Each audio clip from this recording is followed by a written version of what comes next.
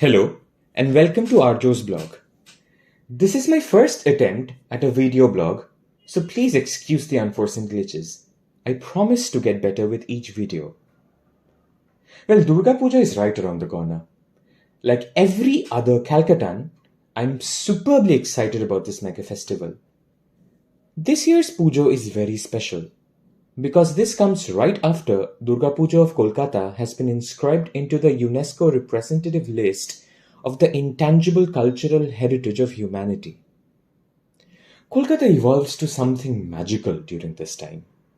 We witness the metamorphosis of a city, often labeled as lazy or a bit snob. However, it is during Durga Pujo that one can understand why this city was named the City of Joy in the first place.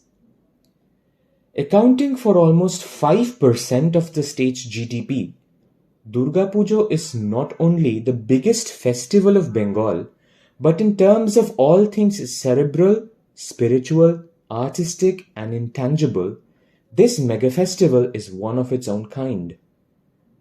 When we talk about Pujo in the recent times, what comes to our mind are the mind-boggling pandals with the finest of artistry on display. Equally important are the idols of the goddess. And when one talks about the idols, how can one not talk about Kumartuli, or what in Bangla is called Kumartuli? This is the first part of the Durga Puja 2022 series, where we are going to explore Kumartuli, the traditional artisans' hub in the northern part of Kolkata, where the dingy alleys houses artisans of the finest quality who molds divinity with their mortal hands. We discuss the history and context of Kumartuli, taking help of a SOAS University of London blog published by Amrita Dasgupta in the category of Religions and Philosophies, published 4th of November 2021, and we see how Kumartuli traces back its history to the Battle of Plassey. We all know that in 1757, Robert Clive, with the help of Mir Zafar, defeated Siraj-ud-Daulah in the Battle of Plassey.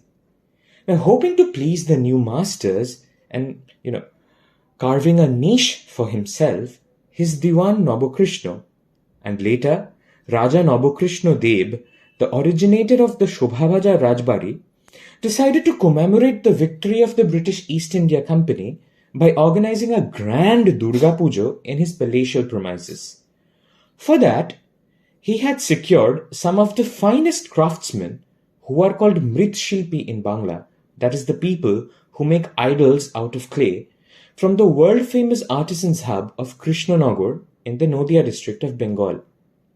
As so happens in the world of the super-rich and the aristocrats, organizing Durga Puja at one's residence became a status symbol for the newly rich, and one zamindar family after the other took part in this, giving rise to a plethora of what now is known as Bonedi Barir Pujo.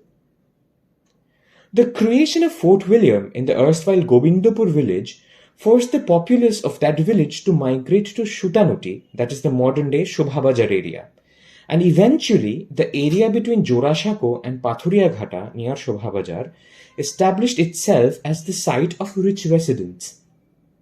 Owing to the sheer number of pujos in that locality, the potters would travel from Krishnanagar to their clients' houses directly to make the idols of Durga and Kali on their house courtyards or their ground floor balconies. However, the travel from Krishnanagar to Shutanuti every year via the Ganga river proved very arduous for the potters, and their plea to be settled somewhere near their place of work intensified over time.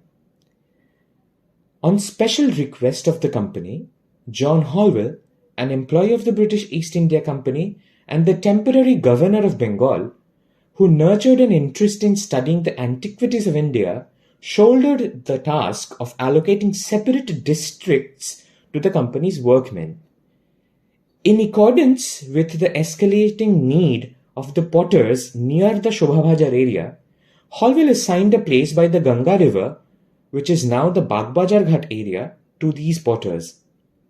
Going by the profession of the inhabitants, it was named Kumartuli, now Kumartuli. So for what we know now, it was in the 1760s when this permanent settlement of the houses of potters began in that locality. And it continues to this day, generations of artisans contributing to that rich legacy. Now that we know the history of this place, let us take a video tour of the house.